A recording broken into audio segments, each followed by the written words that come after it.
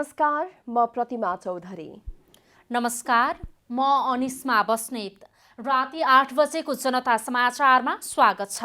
सबैभन्दा पहिले प्रमुख समाचार। प्रतिनिधि सभा विघटन मुद्दामा सरकारी वकिलको बहस सकियो।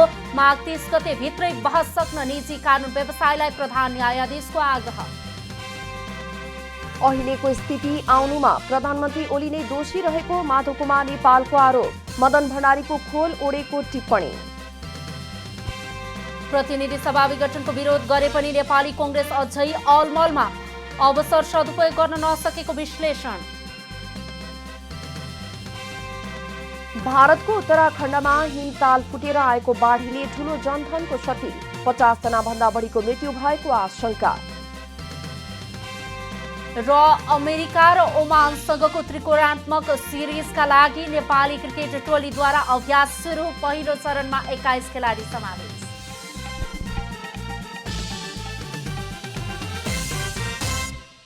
अब पूरा समाचार। प्रधान न्यायाधीश चोलेन्द्र शमशेर जबराले प्रतिनिधि सभा विघटन मुद्दामा माघ 30 गते भित्रै आफ्नो बहस सक्न सरकारी पक्षलाई आग्रह गर्नुभएको छ।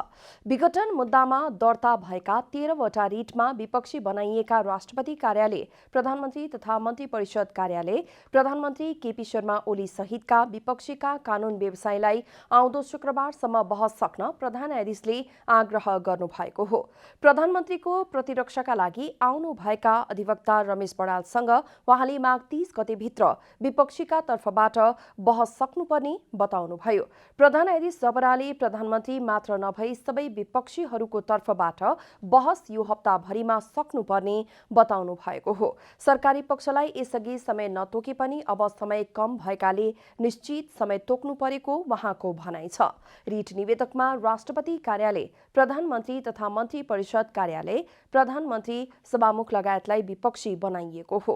आजसम्म प्रतिनिधि सभा विघटनको प्रतिरक्षामा सरकारी पक्षबाट सरकारी वकिलले मात्र बहस सकेका छन्। अब प्रतिनिधि विघटनको रिटमा सरकारको प्रतिरक्षा गर्न वकालतनामा लेखाएका निजी कानून व्यवसायीले बहस गर्न बाँकी छ। नेकपा आन्दोलनरत पक्षका अध्यक्ष माधव कुमार नेपालले प्रधानमन्त्री केपी शर्मा ओलीले मदन भण्डारीको खोल ओडेको आरोप लगाउनु भएको छ। श्रमिकहरूसँगको छलफलमा उहाँले ओलीको कदमले मजदुर झनै ठूलो मारमा पर्ने बताउनुभयो। नेपाल कम्युनिस्ट पार्टी नेकपा आन्दोलनरत पक्षका अध्यक्ष माधव कुमार नेपालले केपी ओलीले मदन भण्डारीको खोल ओडेर आफ्नो स्वार्थपूर्तिमा लागि परेको आरोप लगाउनु भएको छ। नेपाल ट्रेड युनियन महासंघ जी फन्डका आन्दोलनरत पक्षले आयोजना गरेको भेलालाई सम्बोधन गर्दै उहाँले आजको स्थिति आउनुमा ओली नै मुख्य दोषी रहेको बताउनुभयो। मदन भण्डारीको खूब रामनामी जप्न खोज्नुहुन्छ, उहाँलाई त्यो पनि भर्याङ मात्रै हो। उहाँको मदन भण्डारीको नाम बेचेर आफ्नो स्वार्थ साधन गर्न चाहने उहाँको चाहना मात्रै हो। त्यस हुनाले उहाँहरूको त्यो कुनै पनि भ्रममा तपाईँहरू नपर्नुहोस्। आज जुन स्थिति भएको छ त्यो स्थितिको निम्ति पूर्णतः जिम्मेवार केपी ओली नै हुन्।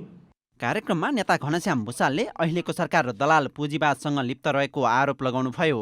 उहाँले लोकतन्त्रलाई बलियो बनाउन सबैभन्दा ठूलो योगदान श्रमिककै हुने बताउनुभयो। संसारको इतिहासमा लोकतन्त्रलाई लोकतन्त्र बनाउने काम सबभन्दा बढी कसैले गरेछ भने त्यो श्रमजीवीले गरेछ। हामीलाई कहिलेकाहीँ के लाग्छ भने प्रोफेसरहरूले गरे होलान्, नागरिक समाजले गरे होला, अरूले विद्यार्थीले शिक्षकले गरे होलान्, अरू राजनीतिक नेताहरूले गरे होलान् भन्ने लाग्छ। तिनीहरूले पनि गरेका छन्, नगरेका होइनन्। तर म फेरि पनि दोहोऱ्याएर भन्छु श्रमजीवी साथीहरूको अगाडि कि लोकतन्त्र कसैको ऋणी छ, सबभन्दा बढी कसैको ऋणी छ भने लोकतन्त्र तपाईँहरूको ऋणी छ। यता श्रमिक नेताहरूले मजदुरहरूको कोषमा जम्मा भएको 1 अर्ब रुपियाँ मजदुरका लागि खर्च नगरिनु दुःखद रहेको बताए। उनीहरूले कोरोना महामारीमा जी फन्ड र सरकारले व्यवस्था गरेको भन्दै आक्रोश व्यक्त गरेका छन्। यत्रो कोरोना भयो, यत्रो चाहिँ सङ्कट भयो, यस्तो सङ्कटको बेलामा पनि राज्यले एक सुक्का पैसा चाहिँ खर्च गरेन। 20औं खरबौं रुपियाँ चाहिँ हुँदा 1 पैसा पनि खर्च गर्ने चाहिँ अवस्था रहेन। यसबाट चाहिँ श्रमजीवी वर्गहरू चाहिँ अलिकति दुखित भइरहेको अवस्था छ। वर्तमान संविधानको मर्ममा प्रधानमन्त्री केपी शर्मा ओलीबाट प्रहार भएको भन्दै श्रमिकहरूले 104 वर्षे राणा शासन ढाल्न विक्रम सम्वत 2003मा विराटनगरबाट मजदुरहरूले आन्दोलन सुरु गरे झैँ सरकार विरुद्ध उत्रिने चेतावनी समेत दिएका छन्। क्यामेरामा जयराज थपलियाका साथ ऋषि खतिवडा, काठमाडौँ। नेकपा आन्दोलनरत पक्षधर अखिल नेपाल स्वतन्त्र विद्यार्थी युनियनले प्रतिनिधि सभा विघटनको विरोध गर्दै प्रधानमन्त्री केपी शर्मा ओलीलाई विरोध पत्र लेखेको छ। अनेरा सबियुले प्रधानमन्त्री ओलीलाई प्रतिनिधि सभा विघटनको विरोध गर्दै लेखिएको पत्र प्रधानमन्त्रीलाई नै दिन चाहे पनि समय नदिएपछि पत्रको ठूलो ब्यानर बनाएर प्रदर्शन गरेका छन्। प्रधानमन्त्री तथा मन्त्री परिषदको कार्यालयमा विरोध पत्र दर्ता गर्न जाँदा पनि विरोध पत्र दर्ता नभएपछि अनेरा सबियुले सडकमा नाराबाजी तथा प्रदर्शन समेत गरेको थियो। अनेरा सबियुका सहसंयोजक रञ्जित तामाङले देश गम्भीर सङ्कटमा रहेको बेलामा युवा विद्यार्थीहरूको तर्फबाट प्रधानमन्त्री ओली समक्ष आफ्नो भावना तथा धारणा राख्नु कर्तव्य ठानी प्रयास गरिएको भए पनि समय नदिएकोमा आपत्ति जनाउनुभयो। युवा विद्यार्थीहरूको तर्फबाट पेश गर्ने जुन ज्ञापन पत्र उहाँले अस्वीकार गर्नुभयो, यसले उहाँ देशको प्रधानमन्त्रीको रूपमा अब हामीले मान्नुपर्ने कुनै जरुरी छैन। हामीले एकदम सभ्य भाषामा सम्माननीय लेखेर हामीले प्रधानमन्त्रीलाई आफ्ना विचार राख्न खोज्दा उहाँले जब हामीलाई समय दिनु भएन, उहाँ देशको प्रधानमन्त्रीको रूपमा अब हामीले सम्मान गर्नुपर्ने कुनै जरुरी छैन। केपी ओली आजको समयको मात्रै प्रधानमन्त्री हो, सधैँको लागि प्रधानमन्त्री होइन। त्यो प्रधानमन्त्रीको कुर्सी सधैँ रहिरहन्छ। अनेरा सबियुले प्रतिनिधि सभा विघटन विरुद्ध निरन्तर विरोधका कार्यक्रमहरू गर्दै आएको छ। प्रतिनिधि सभा विघटनपछि नेपाल कम्युनिस्ट पार्टी नेकपाका असन्तुष्ट पक्ष सडकमा आन्दोलनमा छ। प्रधानमन्त्री केपी शर्मा ओली पक्ष भने बचाउमा व्यस्त छ। तर सबैको ध्यान केन्द्रित भएको प्रमुख प्रतिपक्षी दल नेपाली कांग्रेसले भने दोहोरो चरित्र देखाइरहेको छ। प्रधानमन्त्री केपी शर्मा ओलीले प्रतिनिधि सभा विघटन गरेपछि नेकपा दुई भागमा विभाजित छ। नेकपा ओली पक्ष निर्विकल्प चुनाव हुने बताउँदै आएको छ भने आन्दोलनरत नेपाल दाहाल पक्ष चुनाव असम्भव भन्दै जसरी पनि संसद पुनर्स्थापना गराइ छाड्ने अभियानमा लागेको छ। प्रधानमन्त्री केपी शर्मा ओलीको कदम विरुद्ध नेकपा नेपाल दाहाल पक्षसँग ऐक्यबद्धता जनाउने भन्दै आएको प्रमुख प्रतिपक्षी दल नेपाली कांग्रेस भने घरिघरि निर्वाचनमा जाने संकेत देखाउँदै दोहोरो चरित्र देखाइरहेको छ। 2+2 मा थियो कांग्रेस, अहिले कांग्रेस कहाँ छ भने अब 10 मा पुग्न सक्छ। यो राजनीति हो, यो व्यापक होइन। कांग्रेस चुनावको प्रतीक्षामा छ, तथापि सर्वोच्च अदालतले गरेको निर्णयलाई उले शिरोधार्य गर्छ। नेकपा आन्दोलनरत पक्षका नेताहरूले भने नेपाली कांग्रेस लगायत अन्य दलहरूको समेत आफूहरूको आन्दोलनमा साथ रहेको दाबी गर्दै आएका छन्। त्यसो त कांग्रेसले प्रधानमन्त्रीको कदम विरुद्ध नेकपा असन्तुष्ट पक्षसँग ऐक्यबद्धता रहेको बताए पनि खुलेरै निर्वाचनलाई अस्वीकार भने गरेको छैन। निर्वाचनको तयारी गर्यो भन्ने कुरा अन्यथा विषय होइन। हामी प्रतिपक्षमा बसेको पार्टीले जहिले पनि निर्वाचनको तयारी गर्छ, किनभने हामीले भन्दा बढी भोट ल्याएको शक्तिलाई हामीले हराउन सक्यो भने नै हामीले निर्वाचन जित्ने हो। त्यसैले निर्वाचनको तयारी गर्यो भनेर हामीलाई एकदमै ठुलो आरोप लगाएको भन्ने म मान्दिनँ। आन्दोलनरत नेकपा नेपाल दाहाल पक्षले संविधानले 5-5 वर्षको आवधिक निर्वाचनको व्यवस्था गरेको र मध्यावधि निर्वाचनको परिकल्पना नै नगरेको बताउँदै आएको छ। यसमा भने कांग्रेसको पनि समर्थन रहेको छ। संविधानमाथिको आक्रमण सुरु हुन थालिसकेपछि उहाँले त त्यसको रक्षामा उभिनुपर्ने कुरा हो, त्यसको रक्षामा उभिनुपर्ने हो। अब उहाँले चाहिँ निर्णय त गर्नुभएको छ, असंवैधानिक भनेर त भन्नुभएको छ, त्यो स्वाभाविक कुरा हो। चाहिँ असंवैधानिक भनेर त्यसको केही कदमहरूको चाहिँ मतलब विरोध पनि गरिरहनु भएको छ, सडकमा पनि विरोध गरिरहनु भएको छ, त्यो सकारात्मक कुरा हो। तर त्योसँग कन्ट्रोभर्सियल कुरा के उठाइरहनु भएको छ त भन्दाखेरि चाहिँ हामी निर्वाचनको लागि पनि तयारी छौँ भनेर पनि भन्नुभएको छ। यो त कन्ट्रोभर्सियल भयो नि। तपाईँ संसद विघटन चाहिँ असंवैधानिक हुने अनि त्यसैको जगमा चाहिँ निर्वाचन चाहिँ कसरी संवैधानिक हुन्छ? पर्ख र हेरको अवस्थामा रहेको कांग्रेसले आफूहरू चुनावको प्रतीक्षामा रहे पनि सर्वोच्चको फैसला अनुसार चल्ने बताउँदै आएको छ। बहुमत प्राप्त दल नेकपा विभाजनसँगै निर्वाचनमा जाँदा अवसर मिल्ने मनोविज्ञानमा कांग्रेस पुगेको अनुमान सहजै गर्न सकिन्छ। क्यामेरामा साजन थापाका साथ रूपा घिमिरे, काठमाडौँ। सञ्चार मन्त्री पार्वत गुरुङले पत्रकारहरूलाई तालिमको आवश्यकता रहेको बताउनु भएको छ। आज काठमाडौँमा आम सञ्चार र श्रमजीवी पत्रकार नीति कार्यक्रम र बजेट विषयक छलफलमा बोल्दै मन्त्री गुरुङले पत्रकारहरूलाई तालिमको आवश्यकता रहेको बताउनु भएको हो। तालिम प्राप्त पत्रकार नहुँदा विकृति विसङ्गति जन्मिएको भन्दै उहाँले पत्रकारहरूको निम्ति तालिम केन्द्रको विकास नगरी पत्रकारिता क्षेत्रको गुणस्तर नहुने बताउनुभयो। उहाँले विरोध गरेपछि मात्रै पत्रकार भइन्छ भन्ने धारणा परिवर्तन नगरेसम्म पत्रकारिता क्षेत्रलाई सम्मानित, मर्यादित र जिम्मेवार बनाउन नसकिने पनि बताउनुभयो। सबै कुरोमा तालिम प्राप्त चाहिँ चाहिन्छ। योग्यता बिना, क्षमता बिना र गुणस्तर बिना चाहिँ हामी मार्केटमा अब हामी बिक्री हुँदैनौँ भन्ने कुरो चाहिँ त्यति कुरो चाहिँ हेक्का चाहिँ हामीले राख्नुपर्छ पर्छ। पत्रकारिता भनेको अनि सधैँभरि हामी प्रतिपक्षी भूमिकै गर्नुपर्छ अनि हामीले आलोचनै गर्नुपर्छ। विरोध गरेपछि मात्रै हामी पत्रकार होइन्छ भन्ने किसिमको एउटा हाम्रो जे माइन्डसेट छ त्यो माइन्डसेटलाई चेन्ज नगरेसम्म हामी पत्रकारी क्षेत्रलाई एउटा सम्मानित र मर्यादित र जिम्मेवार बनाउन चाहिँ सक्दैनौँ। मन्त्री गुरुङले पत्रकारहरूका लागि प्रशिक्षण प्रतिष्ठान खोल्ने कुरा सरकारको नीति कार्यक्रममा ल्याउने बताउनुभयो। उहाँले अनलाइन नवीकरणका लागि जिल्ला हुला कार्यालयबाट हुने गरी नीतिगत निर्णय गरिएको भए पनि हुलाका कर्मचारी दक्ष नहुँदा प्रभावकारी नभएको बताउनुभयो। 5 वर्षसम्म न्यूनतम 5 वर्षको अवधि चाहिँ रहनु पर्यो।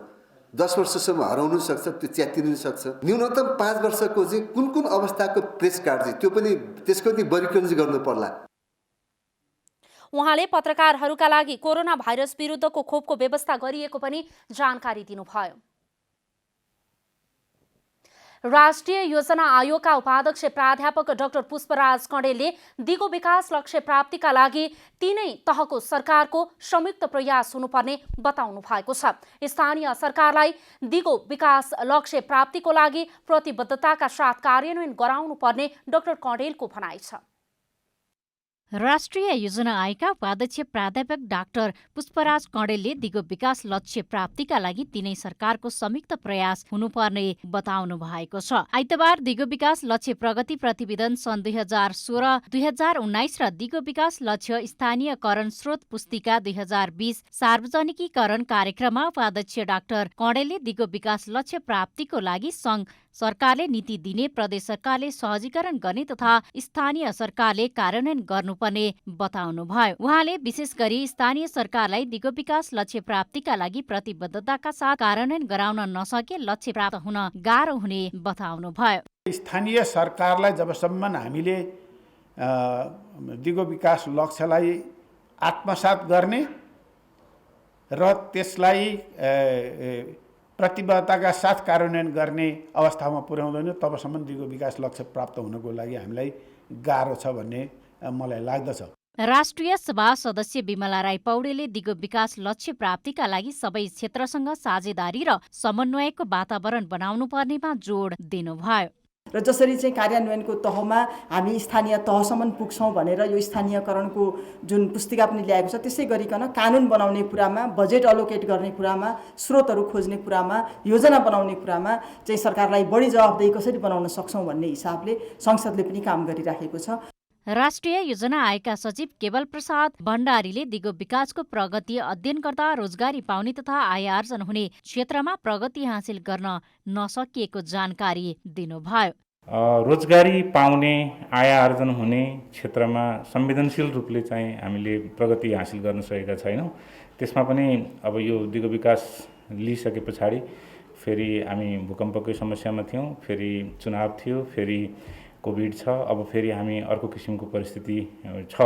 सदस्य सचिव भण्डारीले दिगो विकास लक्ष्य प्राप्तिको कुरा जताततै दस्तावेजीकरण गरिएको भए पनि काम गर्ने सिलसिलामा कठिनाइहरू देखिएको समेत बताउनुभयो। जनता समाचारमा अब छोटो विश्राम।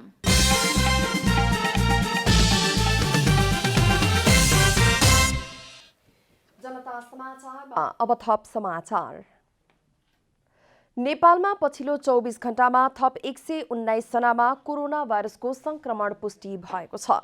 यससँगै नेपालमा कोरोना संक्रमण पुष्टि हुनेको संख्या 2,71,925 पुगेको स्वास्थ्य तथा जनसंख्या मन्त्रालयले जनाएको छ।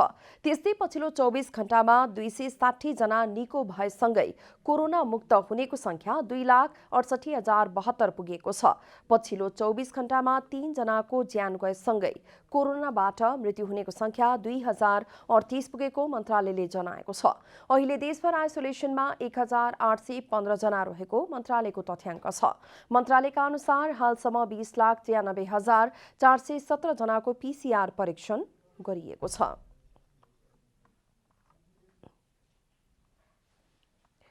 कोरोनाको संक्रमणबाट विदेशमा थप 3 जना नेपालीको मृत्यु भएको छ। गैरवासी नेपाली संघ एनआरएनएका अनुसार यो हप्ता बेलायतमा 2 र अल्जेरियामा 1 जना नेपालीको कोरोना संक्रमणका कारण मृत्यु भएको हो। यो सहित 21 देशमा कोरोना संक्रमणबाट मृत्यु हुने नेपालीको संख्या 333 पुगेको छ।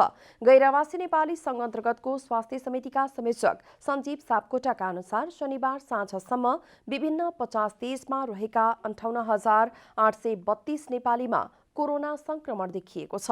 तीमध्ये 56,247 जना कोरोना मुक्त भएका छन्। यो कुल संक्रमितको 94% हो। समितिका अनुसार यो हप्ता बेलायत, मलेसिया, साउदी अरब, पोर्चुगल र नाइजेरियामा रहेका थप नेपालीमा कोरोना संक्रमण देखिएको छ।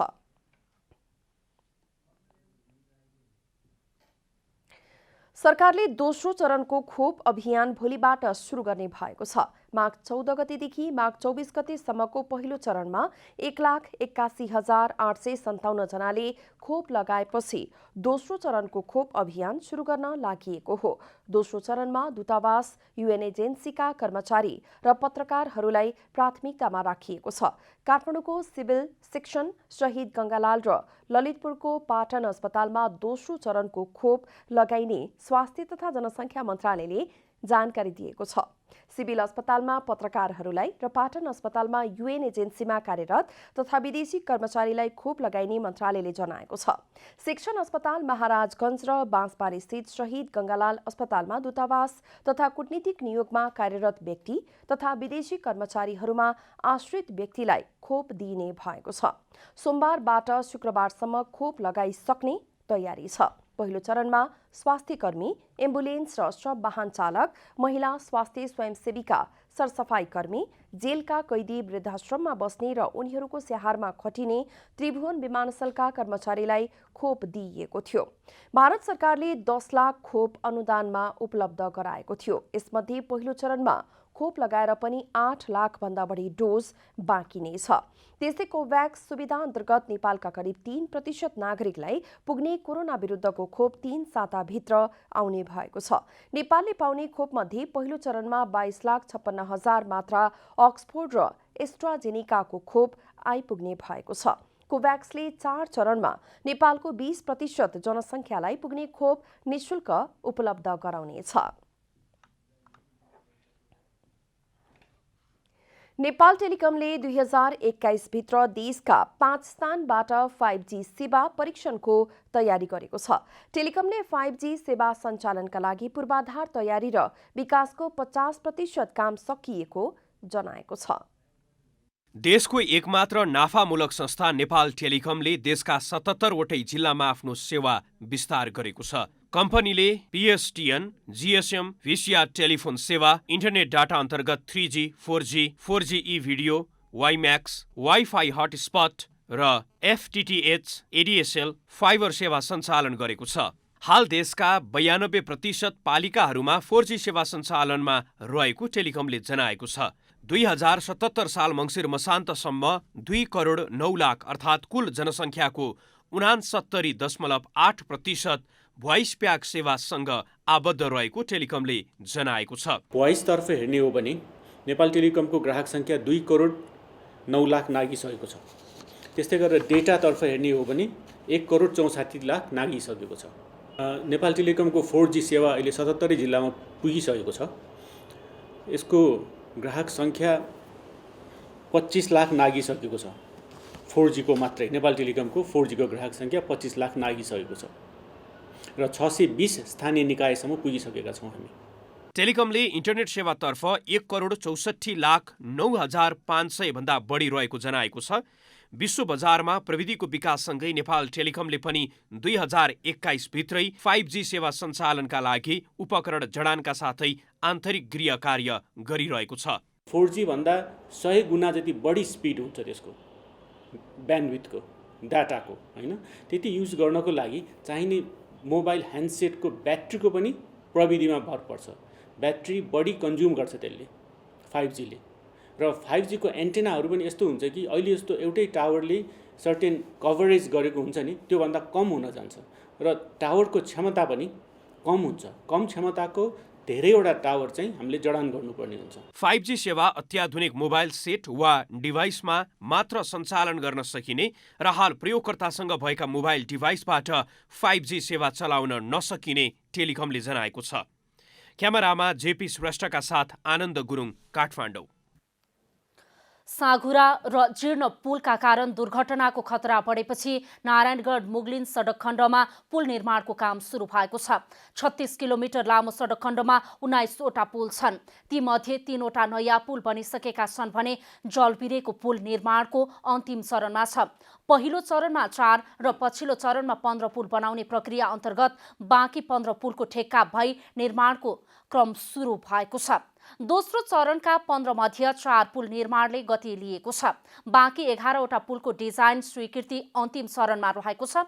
गत चैतमा 33 महिनाभित्र 15 पुल निर्माण सक्ने गरी अन कन्स्ट्रक्सनसँग ठेक्का सम्झौता भए लगत्तै कोभिडका कारणले काम अघि बढ्न सकेको थिएन। नारायणगढ मुगलिन सडक आयोजनाका सूचना अधिकारी इन्जिनियर सबिना राणाभाटका अनुसार सेती दोभान, खहरे, जुगेडी र डुम्रे भन्ने ठाउँमा पुलको काम धमाधम भइरहेको छ।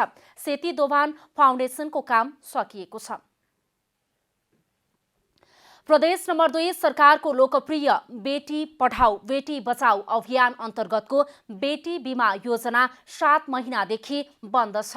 बिमाका लागि ब्याङ्कसँग भएको सम्झौताको अवधि समाप्त भएपछि कार्यक्रम रोकिएको हो। गत माघ महिनामा प्रदेश नम्बर 2 सरकारले बेटी पढाऊ बेटी बचाऊ अभियान अन्तर्गत बिमा कार्यक्रमलाई अभियानको रूपमा अगाडि बढायो। 20 वर्षमा 3 लाख निक्षेप भुक्तानी हुने घोषणा गरियो। तर अहिले कार्तिकदेखि जन्मेका छोरीहरूको बिमाको दर्ता समेत गरिएको छैन। त्यसअघि साउनदेखि दर्ता भएका छोरीहरूको खाता खोलेर बैंकमा रकम दाखिला गरिएको छैन। हालसम्म 2 चरणमा गरी 7129 जना छोरीको सबै प्रक्रिया पूरा गरी खातामा रकम जम्मा भइसकेको छ। हाम्रो योभन्दा पहिला चाहिँ प्रभु ब्याङ्कसँग सम्झौता थियो। प्रभु ब्याङ्कसँग सम्झौता चाहिँ 2076 असारमा सान्तमा चाहिँ त्यो सम्झौता सकेको छ र अब नयाँ सम्झौताको प्रक्रियामा हामी छौँ। त्यसको होमवर्क चाहिँ मुख्यमन्त्री कार्यालयले चाहिँ गरिरहेको छ। नयाँ सम्झौता हुने बित्तिकै चाहिँ हामी सम्पूर्ण पालिकामा चाहिँ यो कार्यक्रम लागू गर्दैछौँ र यो कार्यक्रम बन्द भयो भने चाहिँ एकदमै निराधार हो। कार्यक्रम बन्द भएको पनि छैन र हुँदैन पनि। शिविरमा दर्ता भएका 26,000 छोरीहरूको तथ्याङ्क प्राप्त भइ नसकेको बेटी बिमा कार्यक्रमका संयोजक सुनिता कुमारी यादवको भनाइ छ। आगामी दिनमा पालिकालाई नै एकमुष्ट रकम उपलब्ध गराउने र त्यहाँबाट बैंक खातामा रकम दाखिला हुने प्रक्रिया थालिनेछ। कोभिड पछि चाहिँ हामीले दर्ता गरेका छैनौँ। पालिकाहरूलाई पनि दर्ता गर्न भनेका छैनौँ, किनभने दर्ता मात्रै गरेर भएन, ब्याङ्कमा खाता पनि खोल्नु पर्यो। त्यही भएर 9 महिनादेखि खातै खुलेको छैन, दर्ता गरेको छैन, यो कुरा चाहिँ बुझ्दैन। तपाईँहरू पालिकासँग पनि यो कुरा चाहिँ बुझ्न सक्नुहुन्छ। प्रभु ब्याङ्कसँगको सम्झौता रद्द भएको 7 महिना पुगिसक्दा पनि अर्को ब्याङ्कसँग सम्झौता गरिएको छैन। प्रदेश सरकारले बेटी पढाऊ बेटी बचाऊ अभियानलाई अत्यन्त महत्त्वका साथ प्रचारमा ल्याए पनि 2 वर्ष टिक्न सकेन। प्रभु ब्याङ्कका अनुसार 28,000 छोरीहरूको खाता खोलिएको भए पनि असारदेखि प्रदेश सरकारले पैसा पठाउन छोडेको हो। झन्डै 27-28,000 त्यसमा खाता यहाँ खोलिराखेको छ। खाता खोल्दा खोल्दै अहिले चाहिँ त्यो एक्सपायर भएको केस हो। एक्सपायर भए पनि हाम्रो पुरानो एग्रिमेन्टको आधारमा हामी गरिराखेको छौँ कामहरू। तर नयाँ एग्रिमेन्टमा अस्ति एक्सपायर भएर अहिले फेरि अरू ब्याङ्कहरूले पनि त्यहाँ बिड गरेको छ। अब एक्सपायर भइसकेपछि नयाँ तरिकाले त्यो हुँदैछ। अहिले मुद्दती खातामा रकम जम्मा गरेपछि 20 वर्षमा निर्धारित रकम छोरीले भुक्तानी पाउनेछ। तर प्रदेश सरकारले बिमा गरिएको भन्दै प्रचारबाजी गर्दै आएको छ। धनुषाबाट प्रमोद कुमार शाहको रिपोर्ट।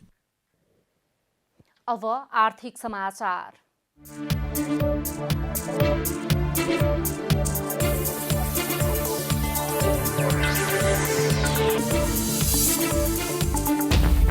आइतबार शेयर बजार परिसूचक नेप्सेमा नयाँ रेकर्ड कायम भएको छ।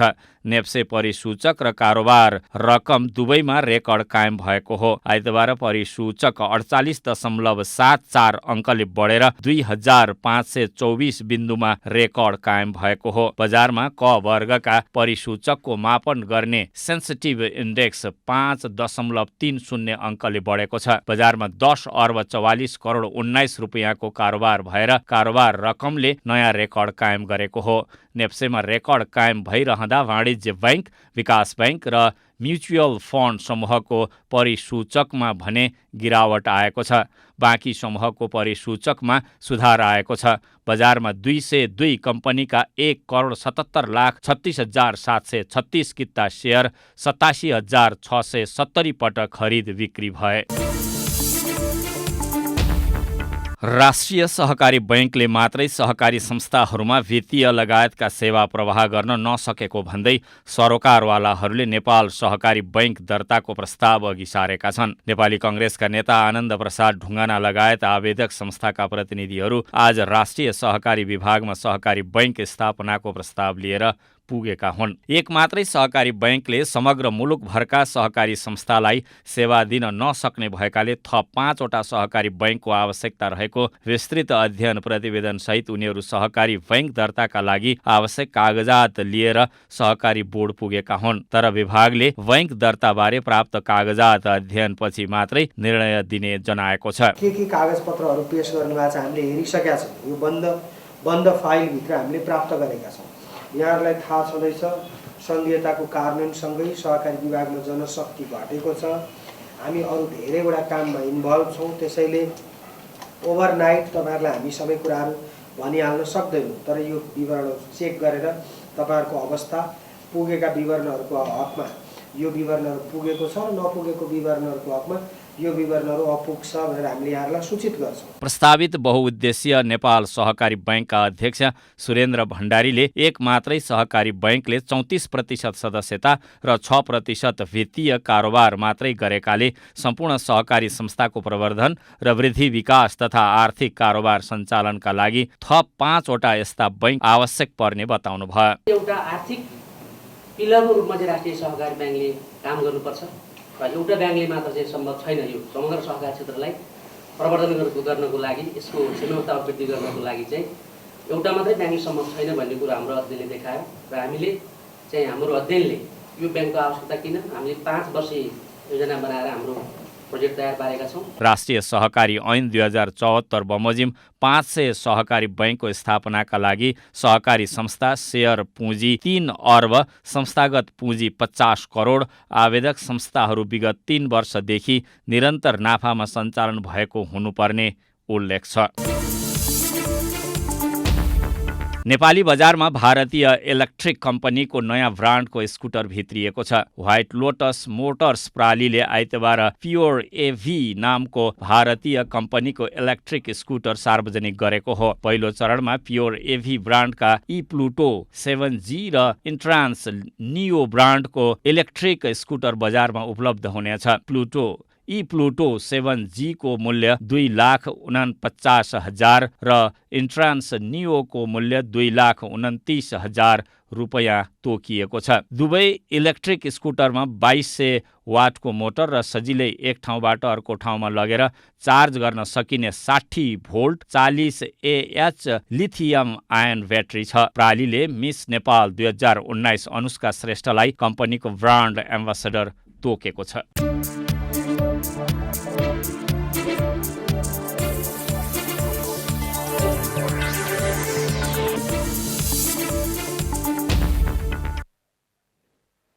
जनता समाचारमा अब छोटो विश्राम।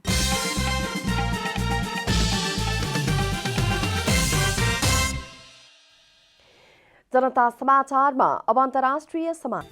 भारतको उत्तराखण्डमा हिमनदी फुटेर गएको बाढीका कारण ठूलो जनधनको क्षति भएको भारतीय सञ्चार माध्यमले जनाएका छन्। उत्तराखण्डको चमोली जिल्लाको हिमनदी फुटेर स्थानीय ऋषिगङ्गा जलविद्युत आयोजनाको बाँध बगाउँदा वरपरको बस्तीमा बाढी पसेको हो। जलविद्युत आयोजनाको सुरुङमा काम गरिरहेका मजदुरहरू हिमनदी फुटेर आएको बाढीका कारण बढी प्रभावित भएका हुन्। यस्तै तपोवन बाँधमा पनि ठूलो क्षति पुगेको र नजिकको सुरुङमा मानिसहरू फसेको आशंकामा उद्धार तथा खोजीको काम भइरहेको बताइएको छ। ऋषिगङ्गा जलविद्युत आयोजनामा काम गरिरहेका 50 जना भन्दा बढी कामदारहरूको ज्यान गएको हुन सक्ने उत्तराखण्डका प्रहरी प्रमुखले जानकारी दिएका छन्। केहीको भने उद्धार गरिएको प्रहरीले जनाएको छ।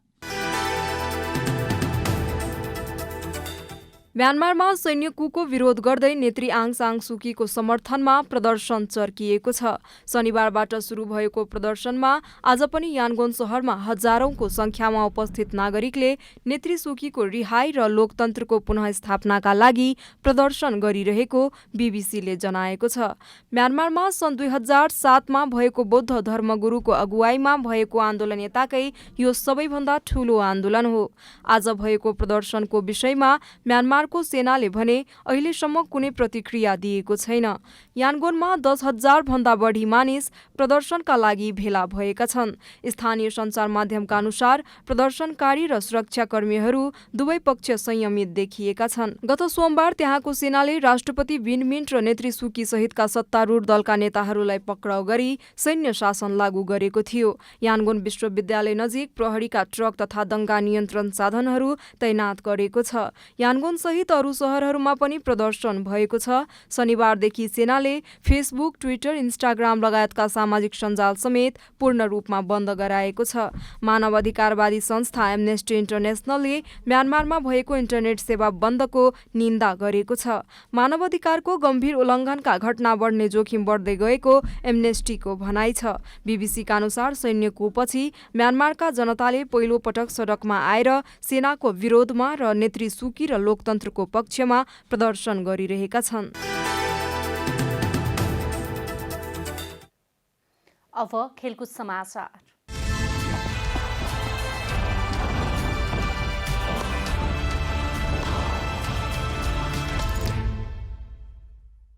नेपाली राष्ट्रिय क्रिकेट टोलीले अमेरिका र ओमानसँग त्रिकोणात्मक एकदिवसीय सिरिजलाई लक्षित गरी अभ्यास थालेको छ। खुला प्रतिस्पर्धाबाट नेपाली टोलीको प्रशिक्षक नियुक्त भएका अस्ट्रेलियन प्रशिक्षक डेभ वाटमोरले प्रारम्भिक चरणमा 21 खेलाडीलाई समावेश गरेर अभ्यास थालनी गरेका छन्। एक साता अघि मात्र सम्पन्न प्रधानमन्त्री कप राष्ट्रिय पुरुष क्रिकेट प्रतियोगितामा गरेको प्रदर्शनका आधारमा नेपाल क्रिकेट संघले 32 नाम सार्वजनिक गरेको थियो। सुरुवाती चरणमा 21 खेलाडीलाई मात्र अभ्यास गराइएको हो। आगामी मार्च महिनामा नेपाली टोलीले अन्तर्राष्ट्रिय भ्रमण गर्दा ओमान र अमेरिकासँग त्रिकोणात्मक सिरिज खेल्नेछन्। ओमानमा हुने सिरिजलाई लक्षित गरी अभ्यास थालेको प्रशिक्षक वाटमोरले बताएका हुन्। To expose players to as good a conditions and as good a practice as we can possibly get. So, it's been a really good opportunity for me to see these boys. That's the real good thing so far. प्रशिक्षक वाटमोरले नेपाली टोलीमा जोसजाँगर भएका युवा खेलाडी भएकाले राम्रो नतिजा निकाल्न सक्ने पनि बताएका छन्। All eager to learn, all eager to get better, and that's what we're trying to do. We're trying to give of what is in my head, all that years of accumulated knowledge I want to share. यस्तै उमेर समूहमा उत्कृष्ट प्रदर्शन गर्दै नाम कमाएका पृथु बास्कोटा क्यानले घोषणा गरेको प्रारम्भिक टोलीमा समावेश भएका छन्। बास्कोटा एक साता अघि सम्पन्न प्रधानमन्त्री कपमा उत्कृष्ट प्रदर्शन गरेको आधारमा प्रारम्भिक टोलीमा परेका हुन्। करिब 4 वर्षपछि राष्ट्रिय टोलीको प्रारम्भिक चरणमा स्थान बनाएका पृथुले राम्रो खेलेर टोलीमा अटाउन प्रयास गर्ने बताए। आउट अफ द गेम थिइनँ म, टचमै थिएँ हैन, जस खेल्छु भन्ने एउटा विश्वास थियो।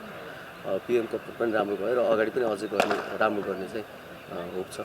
राष्ट्रिय टोलीमा पहिलो पटक क्याम्पमा परेका विवेक यादव र अर्जुन कुमारले पनि राम्रो प्रदर्शन गरेर टोलीमा अटाउन प्रयास गर्ने बताएका छन्। कम्पिटिसन त भइहाल्छ, त्यही पनि अब कम्पिटिसन आफ्नो ठाउँमा चाहिँ आफ्नो फिटनेस भने आफ्नो गेम आफ्नो एबिलिटिजहरुमा चाहिँ म त्यसमै वर्क गरिरहेछु। घोषणा भएका 32 खेलाडी मध्येका शरद बेस्वाकर, अविनाश बोहरा, आरिफ शेख, दिपेन्द्र सिंह ऐरी, सुम्पाल कामी, कुशल मल्ल, करण केसी, सन्दीप लामिछाने, विनोद भण्डारी, पारस खड्का र ज्ञानेन्द्र मल्ल केही दिनपछि जोडिनेछन्। अब मौसम समाचार।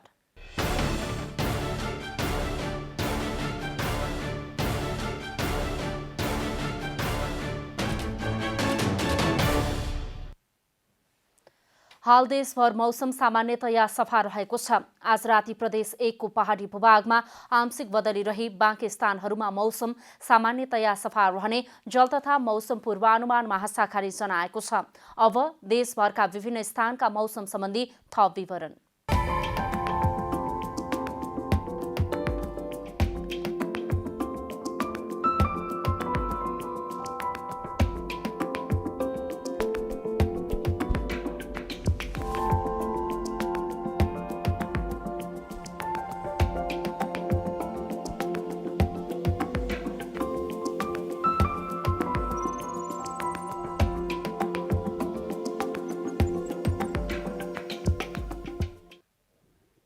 अन्त्यमा आजको डायरी।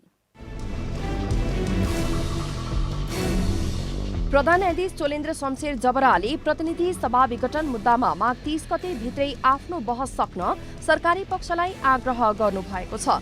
विघटन मुद्दामा दर्ता भएका 13वटा रिटमा विपक्षी बनाइएका राष्ट्रपति कार्यालय, प्रधानमन्त्री तथा मन्त्री परिषद कार्यालय, प्रधानमन्त्री केपी शर्मा ओली सहितका विपक्षीका कानून व्यवसायलाई आउँदो शुक्रबारसम्म बहस सक्न प्रधान न्यायाधीशले आग्रह गर्नुभएको हो। नेपाल कम्युनिस्ट पार्टी नेकपा आन्दोलनरत पक्षका अध्यक्ष माधवकुमार नेपालले केपी ओलीले मदन भण्डारीको खोल ओढेर आफ्नो स्वार्थ पूर्तिमा लागि परेको आरोप लगाउनु भएको छ। नेपाल ट्रेड युनियन महासंघ जीवन्तका आन्दोलनरत पक्षले आयोजना गरेको भेलालाई सम्बोधन गर्दै वहाँले आजको स्थिति आउनुमा ओली नै दोषी रहेको समेत बताउनुभयो।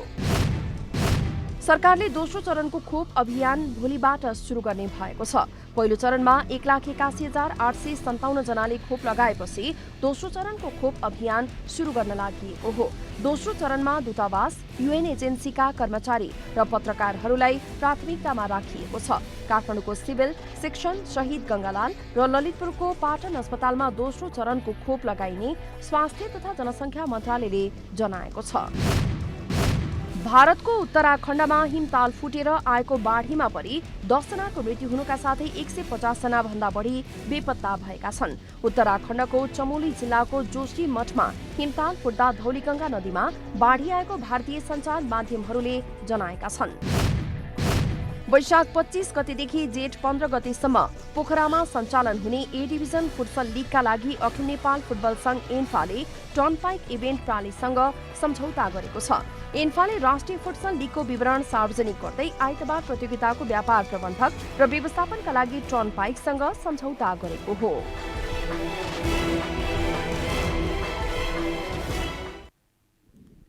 जनता समाचार अहिलेलाई यति नै। जनताद्वारा जनताका लागि प्रसारित जनता टेलिभिजनका कार्यक्रमहरू युट्युब, ट्विटर, फेसबुक र हाम्रो वेबसाइट जनतासमाचार.com मा पनि पढ्न र हेर्न सक्नुहुनेछ।